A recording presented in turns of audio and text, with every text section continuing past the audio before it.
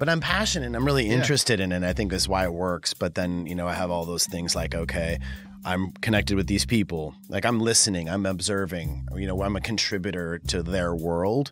Yet I'm not their world. From the cubicle to the lab, the studio to the war room, climbing the corporate ladder, or joining a scrappy startup, experience a day in the life of the jobs you want. This is the Experience a Diddle podcast. We interview professionals, entrepreneurs, and recent grads to inspire you to gain experience beyond the classroom and launch a career of your own. We're your hosts, Krista Bowe and Matt Poe. Welcome to the first of the two-part generational marketing series with youth brand and marketing strategist Gregg Witt. In this episode, we're going to experience a day in the life, hour by hour, in Gregg's role so you can see if this is a career that's right for you. Plus, you'll learn a little something along the way. Before we jump into his day, what exactly does being a youth brand and marketing strategist actually mean? Let's meet Gregg and find out. Hold up, quick disclaimer. We just want to let you guys know that when we recorded this interview, he was the EVP of Youth Marketing at Motivate, Inc. Motivate is an agency that specializes in segment leadership, custom insights, and media activation for reaching multicultural, youth, and LGBTQ consumers. With the success of his book, The Gen Z Frequency, he has since left the company to focus more on work with his book and his own youth marketing agency, Engage Youth Co. We get more into how he got to where he is today in part 2, the experience episode in this series. Luckily, his day hasn't changed much since he's still working with brands and companies to help them tune in and build credibility with teen, tween, and young adult consumer segments. Enough of us, let's meet Gregg. This is Gregg Witt. I'm a Pisces. I am the Executive Vice President of Youth Marketing at Motivate Incorporated. We help create strategies and do media activation for brands reaching multicultural groups, tweens, teens, and young adults. So I do have my hands in strategy. I do have my hands in business development, of course, make our partners happy. We're very involved leading all of our content for the agency. It's definitely a consultative role. It's more of like a specialist partner because we'll work with them, with our client partners from consumer insights, programs, trend tracking, trend analysis through to inform strategies. And at times, it just depending on the type of partner, it'll go all the way through content and media activation. Sometimes that's just messaging, and then the in-house or their agency of record will handle the rest. Sometimes we're just advisory from sort of start to finish, and then depending on the segment or the particular role, they'll just have us do everything turnkey. Small, medium, large. Something like that. Great. It's 5 a.m. in California, and Gregg is getting ready to start his day nice and early. Like most, Gregg has a morning routine he likes to follow, including meditation, crafting LinkedIn posts, getting a head start on some work, delegating some of his work to his team, dropping off his kids at school, and getting some exercise in. He's very productive in the mornings, if you couldn't tell, especially when the caffeine from his flat white kicks in. What are some tasks that you delegate out to the team and the workers that are under you? Delegate people to carry out strategy. Okay. And I'm trying to be better and better at not doing, owning and completely doing strategy, because there's a great way to not scale. But coming from a boutique, agency, not getting involved in strategy is hard not to, because I've become pretty good at it. So delegating anything media, design team work, consumer insights, research plans. Gotcha. I've like wrote a book on how to effectively collaborate and do from advisory to pretty rich qualitative insights work. Oh, awesome. But I'm just completely will not even touch those kinds of projects now. Gotcha. Because it's like I'm not the best insights dude in the world, and people come to me, they want the best insights director, the best qualitative quantitative person. That's not me. But I do understand exactly how that works, and so I'm just like, no, I don't touch that. I mean, that is kind of the gamut, like when it comes to content production, just trying to, make sure that anything beyond sort of a creative brief and the true messaging, I can't get my hands out of messaging. Gotcha. Yeah. I just can't. It's just because I feel like I'm so like in it and skilled at doing it that even like if the other copywriters are working on stuff, I have to be like at least stamping. All right. So you mentioned that you get a LinkedIn post out in the morning. Now, that's where we met, obviously. So I want to go a little more into it. What's your strategy when it comes to LinkedIn? Well, with LinkedIn, I have a few different platforms, right? So I've got, Gen Z or youth culture sort of strategies and insights. I've got just leadership-oriented pillar and then an entrepreneurship pillar. And so I will try to balance it out. Now, I do have an editorial calendar approach. So I'll do kind of a, sort of planned, thoughtful approach, and I'll just go by my gut. So just trying to have some fun with it. Totally. Because I feel like if none of this is fun, I sure as fuck don't want to be doing it. Yeah, absolutely. That's why I try to keep coming up with stuff like, strategically, I try to be like a certain level of edutainment. That's not exactly the right word for it because we're all adults and all that, but it's like I have my bullshit list, which is done really well. And I just basically call bullshit on all this stuff that people like me say about Gen Z, has a 8-second attention span like a goldfish. And I'm like, well, shit, is this for real? Like, this is for real. Like, I didn't make it up. It's that funny. But I'm like, no, it's like, go Google it. You'll find it in infinite amounts of articles. Mm-hmm. It's in business reports. Yeah. I'm like, this is bullshit. Plus, it's like, I want to meet people in the real world. That's my status list. It's like, shit, I've now met like 50 of these people. This is awesome. Like, I actually know those people. I go and stay in Airbnbs with these people. I go to that person's business with those people. I don't think that everyone has that exact same goal. Let's talk about his Gen Z pillar a little more in depth. How can brands gain the trust of consumers in Gen Z? I wanted to ask you about a quote I saw on your website and on your LinkedIn, and it said, quote, Gen Z wants transparency. They expect authenticity and demand originality. It's time to meet Gen Z where they are. Right. Can you elaborate that a little bit? Transparency. It's okay to have an agenda. Just don't have a freaking covert agenda that's just about converting your sale. But it's like, just tell people what you want and like why they should give a shit. And don't like sugarcoat it with like little fluffy advertising messaging, just get to the marrow of what's going on. Lots of times it's said like, oh, Gen Z has this maybe improved bullshit filter. I mean, I don't know if they do or not, but they definitely have more bullshit to filter at an earlier age. Yes. So to me, it's believable. I mean, right. We all have the same bullshit to filter. But they've never known a time with less of it. Gen Z is going to come and Gen Z is going to go. But what I've specialized in doing, for so many years is connecting brands with culture and connecting brands with youth culture and how to like embrace youth culture. Because you're really dealing with life stages. Then you're dealing with interests. You're dealing with certain moments in time. And it's all of that together that gives you the ability to connect with the audience. Really that takes like a personal immersion. So I always look at it like what I do. I'm just basically like a professional facilitator, but I'm passionate and I'm really interested in it. And I think that's why it works. But then, I have all those things like, okay, I'm connected with these people. Like I'm listening, I'm observing, I'm a contributor to their world.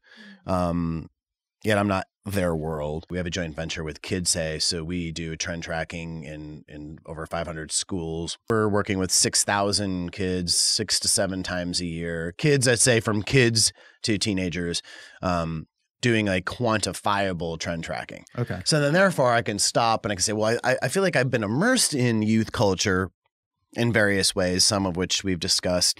But then I can also look at the quantitative view and say, oh, okay, look, here's this like true trend going on. This is actual data. Here are things happening and showing very quantifiable patterns that you can, inform strategic decisions around. So in case you didn't know, Gen Z makes up everyone born between 1995 and 2009. So you guys, what do you think of what Gregg just said? DM us on Instagram @experienceadiddle and let us know. Gregg's commute is pretty much non-existent unless you count walking downstairs a commute. He works at home from his home office. It's 9 a.m. and it's time to jump into projects he's working on. What's an example of something, a project that you're working on? Just developing the social strategy with Cooper Tires and Tread Wisely. We're working on developing that so it's relevant for young drivers. So you're just coming up with great creative ideas, working from all the great work that they've already done and building on that and developing angles that will be calls to action to get the various results they're looking for, but then developing creative briefs and modifying creative that's going to resonate with young people, and then assigning that to different team members that are going to work on it and keep developing on it. Now it's noon and it's time for lunch, but the work doesn't stop. But sometimes I'll just go out and, like I said, I'll just go walk around or stretch and like do other stuff. Like maintaining your body is it's a big important part of who you are, right? It's critical. Yeah, because I've dropped the ball on it so many times. I can already feel you on that. I'm not great at this stuff. Mm-hmm. I'm just saying, like, if I can get like 2 or 3 of these things in, at these different times that we're talking about, I feel like a big difference. Right. I'm not going to be able to do all that other stuff. I got to be accepting of that and not get down because you didn't stay the course. Yeah. Something's better than nothing. Yeah, exactly. Because that meal prep just went to shit. And you're like, this Sunday's over, man. And you know what? I am freaking gonna Postmates this shit. Running to whatever the hell comes my way, Because this is the truth of the matter. Now it's 1 p.m. and Gregg is continuing to work on youth brand messaging and strategy for clients and scheduling meetings. What kind of meetings are you scheduling? Is this on a business development end where you're looking for new clients, or what? Well, I'm on both ends. So I'm there'll be client status meetings, working session meetings, there'll be business development meetings, there'll be new client pitches.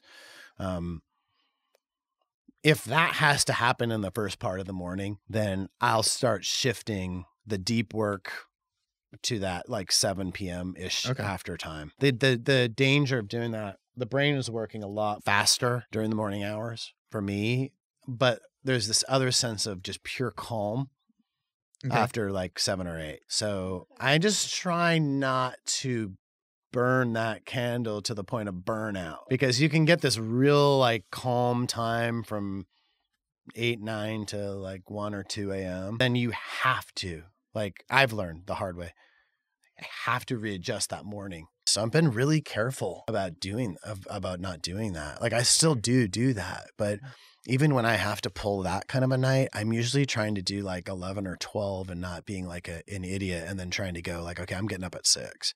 Right. So that the sleep doesn't get jacked. At least the amount of sleep doesn't get jacked.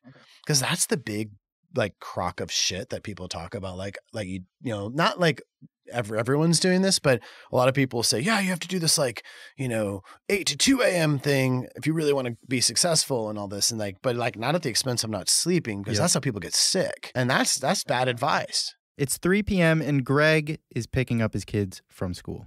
Just want to have you speak on how important it is having a job and a career that allows you time to spend with your kids, because you do say you spent about 90 minutes with them on this particular day. Yeah, to me, it's like if I can't like be there, for my kids as like a guide, which is all really we can be as parents, like then I don't even want that work. I have no interest. I'll find something else. Were you always like that when you first started your career? No. Well, I mean, when I first started my career, I was a kid. Yeah. Right, yeah. So I didn't even think of shit like that. You realize like the influence, the impact that you have on other human beings. And, it's like, it's easy to, I speak from experience, it's easy to just be a pure workaholic and like not focus on your family. And it's like, for some reason now, I just totally get it. But honestly, I have to say, like, I hope that there's like young people who can just figure it out, but I think you also just have to like live and learn. After spending an hour and a half with his kids, it's back to work for Gregg for his clients, but he also spends time working on content and promotion for his book. What kind of projects are you working on during this time? Depends. It's the strategic and creative. It's any of the work, like you're either catching up on the tactical day-to-day tasks, things that you didn't get done because you might have been working on deeper work, or it's the opposite. You know, it's really just like, here's this time to make sure that either a main big projects happen or that the loose ends are being, you know, taken care of, and then resetting, you know, for the day. That's like a nice, I mean, that's where thankfully, that's kind of where I've been recently, like, you know, relatively well managed. Just in the fact of like, okay, you know, it's like, okay, things are cool, you know, which is nice because I do have these few little gaps to be like an actual dad, you know. And therefore, so I don't mind having to go into the night a bit. Good. Because I've separated, I had a few little gaps in there of being like an actual dad, because we all know that there's not many of those. I was like actually engaged, you know. Yeah, absolutely. And so like I'm going into the night, fair enough. And then, you know, I have a few nights where you don't do that. And I think it's like having these honest dialogues with yourself and your team. And then, you know, also that's like a personal thing with your own like partner, to go like, is it all balanced out? And to understand that there's going to be times when it is not. Keep that in intervals. So let's get right into your book, because I want to ask about that. Tell us, where did the idea come from? How long did it take to write it? Some details. Yeah, the Gen Z frequency, you know, it's about helping brands, you know, tune in to the various audiences and build credibility, basically. The concept, the Gen Z frequency. Let me start there.